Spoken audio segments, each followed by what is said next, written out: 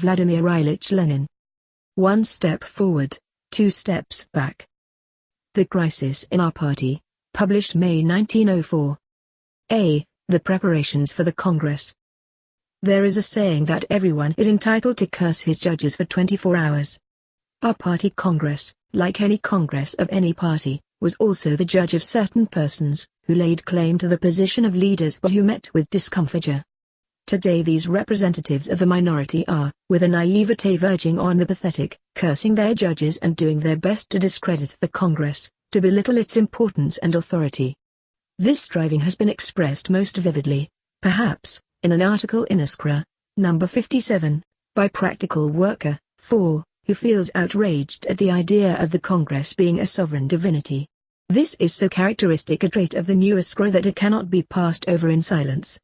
The editors, the majority of whom were rejected by the Congress, continue, on the one hand, to call themselves a party editorial board, while, on the other, they accept with open arms people who declare that the Congress was not divine. Charming, is it not? To be sure, gentlemen, the Congress was not divine, but what must we think of people who begin to blackguard the Congress after they have met with defeat at it?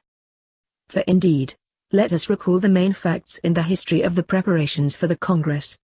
Iskra declared at the very outset, in its announcement of publication in 1900, that before we could unite, lines of demarcation must be drawn. Iskra endeavored to make the conference of 1905 a private meeting and not a party congress. 1. Iskra acted with extreme caution in the summer and autumn of 1902 when it re-established the organizing committee elected at that conference. At last the work of demarcation was finished, as we all acknowledged. The organizing committee was constituted at the very end of 1902. Iskra welcomed its firm establishment, and in an editorial article in its 32nd issue declared that the convocation of a party congress was a most urgent and pressing necessity. 2. Thus, the last thing we can be accused of is having been hasty in convening the Second Congress.